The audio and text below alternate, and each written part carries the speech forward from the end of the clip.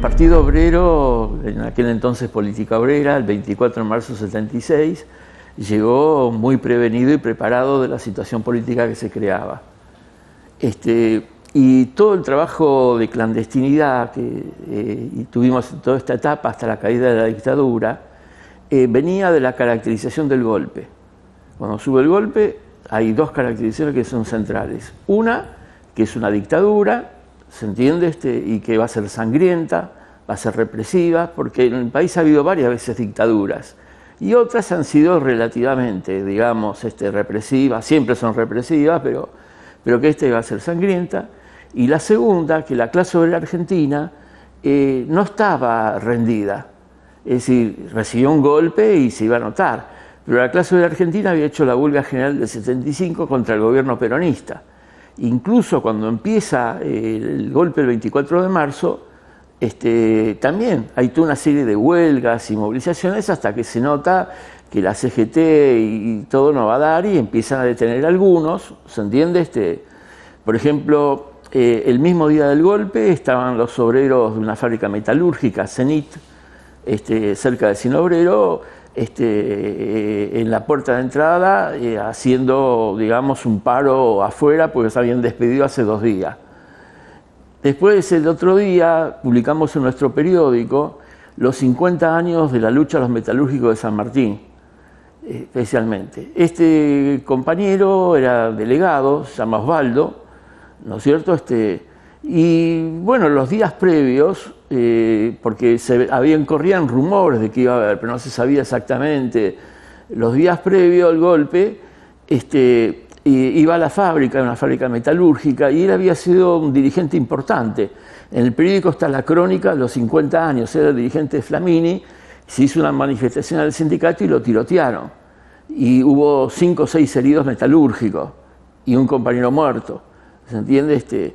Y incluso en esa situación él siguió yendo a la fábrica, pero ya 3 o 4 días antes iba con un grupo de compañeros, ¿se entiende? Que lo esperaban a la salida, y bueno, después se quedó hasta que el ejército pasó un día por la fábrica, le informaron, él estaba justo de turno tarde y entonces la dirección del partido decidió que ya está. Porque íbamos dando pasos, no una estampida, sino que iba dando pasos viendo de mayor peligro a menor peligro. El partido se preparó bastante. Primero tuvo la experiencia de la dictadura de Onganía, que exigió método de clandestinidad. Y después tuvo también las experiencias de la AAA, digamos, donde no era, la dictadura podía matar a alguno de Onganía, pero en general ibas preso o te torturaban, algo por el estilo. Pero las AAA también fue un hecho muy jodido, porque la burocracia sindical asesinaba a compañeros. Ahí murieron Fischer y Bufano, ¿no es cierto?, en la fábrica Miluz, etc. Quiere decir que estábamos entrenados como partido, de alguna forma, y nos preparamos mejor. En general me parece que esto es importante porque todos los partidos obreros del mundo, digamos, han pasado por situaciones represivas. Y estas definen si el partido tiene sustancia o no la tiene. El Partido Socialdemócrata Alemán había sido ilegalizado, ¿no es cierto?, y se desarrolló más que nunca en el siglo XIX. Y el Partido Bolchevique estaba ilegalizado. Para nosotros fue una prueba de fuego. Pero un compañero, Sergio Riveros, comentaba el otro día que el día 23 yo tuve con él una cita, no me acordaba, después me hizo acordar, en la estación Ramos Mejía, en un barcito, y le di una lista con más de 20 nombres de compañeros que esa noche no tenían que pasar porque ya teníamos en sus casas, no sabíamos cómo iba a ser la represión. Entonces, que esa noche durmieran en otro lugar. Y casi todos los compañeros eran de la zona oeste del Gran Buenos Aires. Ahí estaba la comisión interna del INTA Castelar, donde el partido tenía un par de círculos, estaban compañeros de SIAM, es decir, de varias fábricas metalúrgicas, ¿no es cierto?, miembros del partido, ¿no? Quiero decir, y entonces efectivamente esa noche, salvo uno, que no llegaron a tiempo, eran épocas más difíciles porque nadie tenía coche, digamos, había muy pocos coches, por supuesto que no había celulares, ni mail, ni nada, y había que ir físicamente a informar. no dio el tiempo para llegar a la casa de un compañero Francisco de Roura La Metal, y la comisión interna de la fábrica. Él se enteró el otro día, digamos, del problema. Pero como esto debe haber sido, ya no me acuerdo bien, en todo el partido, ¿se entiende? Yo llevé la lista con él, que era miembro del comité de la zona oeste, y salió rápidamente, discutimos cómo era la caracterización, y salió rápidamente, digamos, a informar a todo el mundo. Después, bueno, esta caracterización que nosotros dijimos de una dictadura se contraponía a otros partidos que planteaban la dicta blanda. Casi muchos sectores de izquierda pensaban que a fin de año el gobierno iba a convocar elecciones y que esto era una medida simplemente para limpiar las AAA y para limpiar un poquito a los foquistas. Se entiende que ya estaban derrotados los foquistas. Los foquistas en diciembre habían asaltado un cuartel y habían sido diezmados por una infiltración, el ERP, es decir, no constituían un peligro, digamos, para el Estado, sino que era la justificación. Entonces, bueno, pasamos esa etapa de clandestinidad. Pero quizá alguna gente piensa, los métodos organizativos son importantes en la clandestinidad, pero no fue una etapa que el partido estuvo encerrado, escondido, bajo una losa, ¿entendés? Que no sacaba la cabeza ni nada por el estilo. Yo creo que la militancia del Partido Obrero bajo la dictadura fue impresionante desde el punto de vista práctico, no solamente las medidas de seguridad. Nosotros bajo la dictadura abrimos el Frente de Libertades Democráticas, que estaba formado por los familiares de los desaparecidos, los detenidos, esa historia que se cuenta, que Eve Bonafini empezó a reunirse, ¿no es cierto? Nosotros teníamos una compañera ahí que era Cata Guanini, que tenía a los hijos desaparecidos, y se constituyó una organización que se llamó Familiares de Detenidos Desaparecidos. Y esta organización, nosotros hicimos todo un trabajo y hacía una actividad, porque las dos organizaciones más importantes eran Familiares y la otra las Madres de Plaza de Mayo. Entonces, bueno, fuimos creciendo. Nosotros estaba Cata Guanini, que era un motor organizador en la comisión impresionante, la capacidad de trabajo que tenía. Ganamos otra gente, Mabel Gutiérrez. El trabajo de la comisión consistía en dos cosas. Primero, íbamos a visitar a los familiares, lo cual era un riesgo en algunos casos, a las casas, a discutir con ellos, y teníamos el listado de los desaparecidos y las direcciones de los familiares. Íbamos a discutir con ellos y le vendíamos material. Nosotros sacamos un boletín que se llama Libertades Democráticas. Este boletín traía denuncias de todo tipo, porque tiene que pensar que en el país había una censura fuertísima. Se conocía de a poquito el problema de la represión. No se tenía idea de la envergadura de la represión. Un día aparecía una nota en un diario. En general los diarios tapaban absolutamente todo. Y las madres y familiares estaban desesperados. El boletín cumplía un rol de informar a todo el mundo, y podíamos informar porque estábamos ligados a los familiares, llegaban las noticias, llegaban nuevas represiones, llegaba que alguno se había salvado y se había ido del país por los derechos de opción, ¿se entiende? Y todo eso nosotros lo fuimos publicando en el boletín. Yo creo que en un momento determinado vendíamos 1000 boletines, entre familiares y también el movimiento estudiantil, ¿no es cierto?, que estaba muy debilitado, en forma que fuera solidaria con la lucha de los derechos humanos. Y yo creo que también, desde el punto de vista de la izquierda, el PO fue el único, ¿no es cierto?, respecto a las corrientes trotskistas, ni que hablar.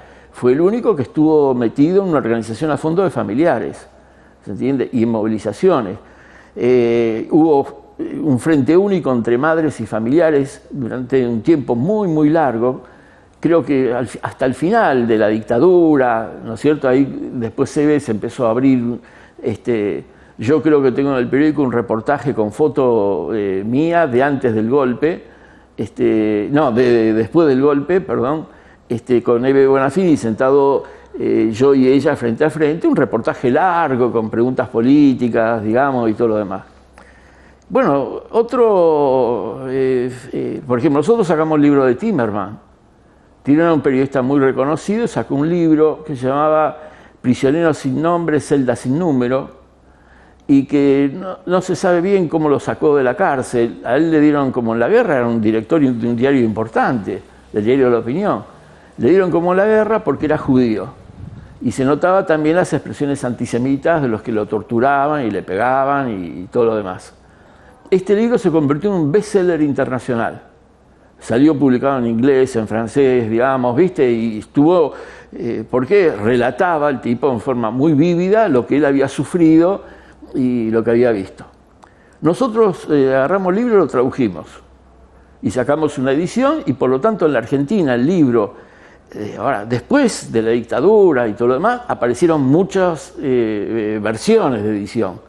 Pero bajo la dictadura el libro era, digamos, un instrumento de trabajo, lo cual era muy valorado, porque rompíamos la censura.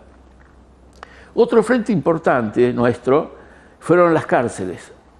Nosotros teníamos compañeros detenidos, ¿no es cierto? Que algunos piensan que salvaron su vida porque estaban detenidos, ¿se entiende? No nos podían secuestrar, aunque hubo algunos casos, no con nosotros, pero hubo algunos casos. Y las esposas de ellos iban o las novias de ellos, si no tenía, la inventaba, iban a la cárcel, la visita que se hacía. Y elaboramos todo un sistema. Por ejemplo, el periódico que ustedes conocen salía así chiquito, ¿se entiende? Con lo cual ellos con una lupa leían, digamos, dentro de la cárcel, que en la cárcel había mucho debate político entre todas las corrientes. En esa actividad, una vez a la salida, la detuvieron a la compañera Laura y le dieron como la guerra. La torturaron, estuvo desaparecida varios días, pero como hubo una movilización de los organismos de derechos humanos, desde familiares y especialmente porque era a la salida de la cárcel, no en la puerta, sino 2 o 3 cuadras después, la estaban esperando para llevarla, ¿se entiende?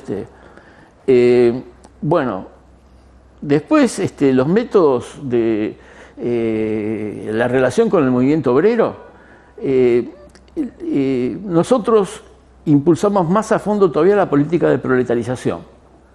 Como no podíamos ir a la puerta de fábrica a discutir y todo lo demás, teníamos que entrar a las fábricas, trabajar ahí adentro y tomar contacto con los trabajadores y empezar a destacar una vanguardia.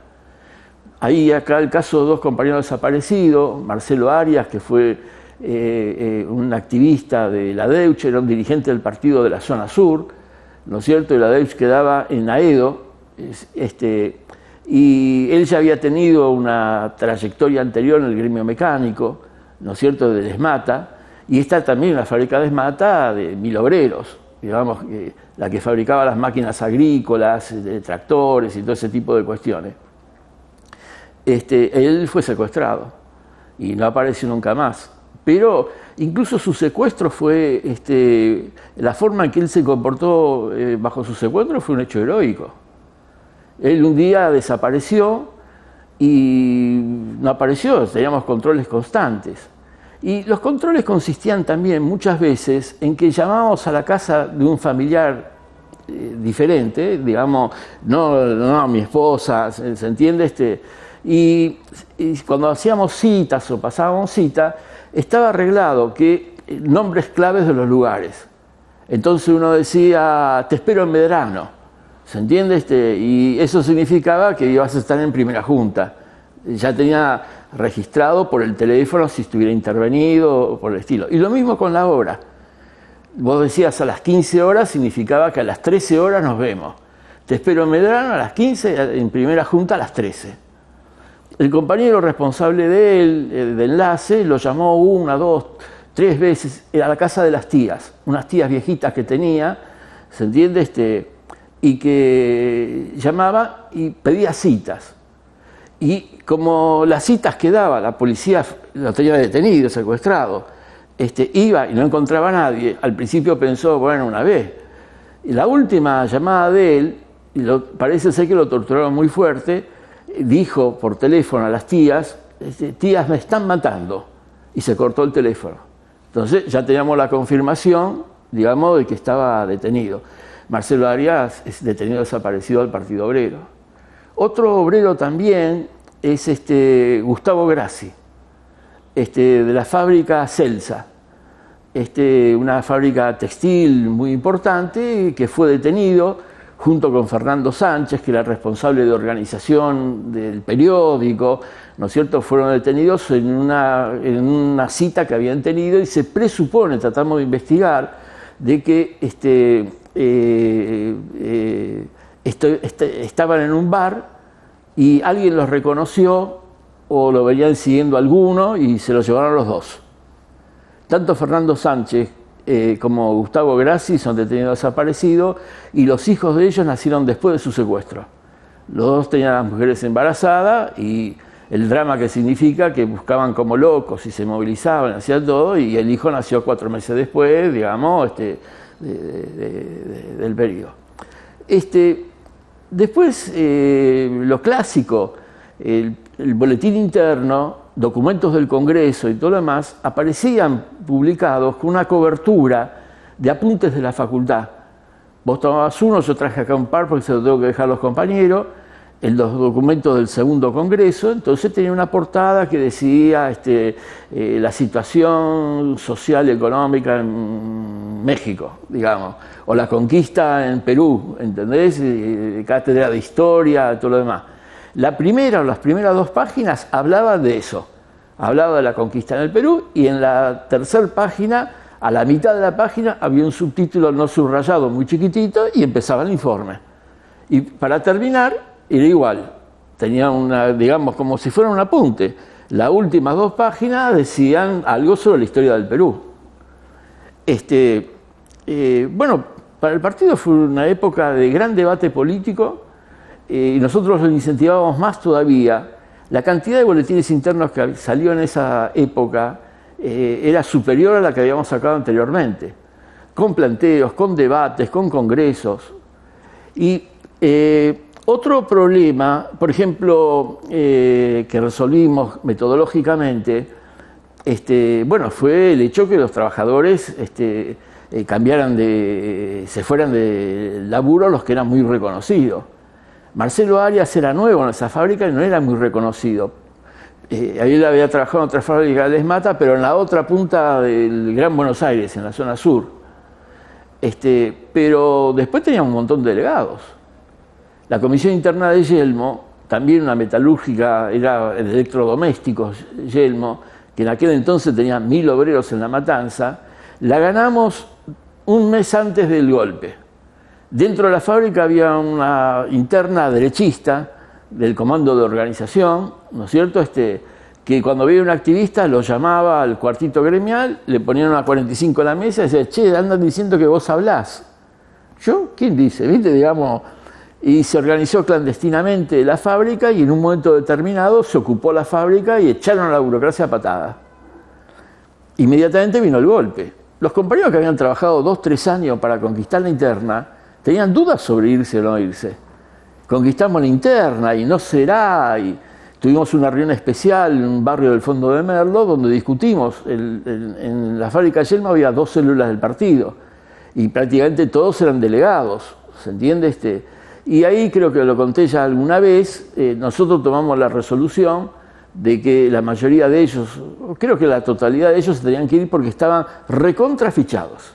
Era cuestión de tiempo que la policía, no es que la policía detuvo a todos en 24 horas, que la policía, el ejército los fuera a buscar y fueran boletas.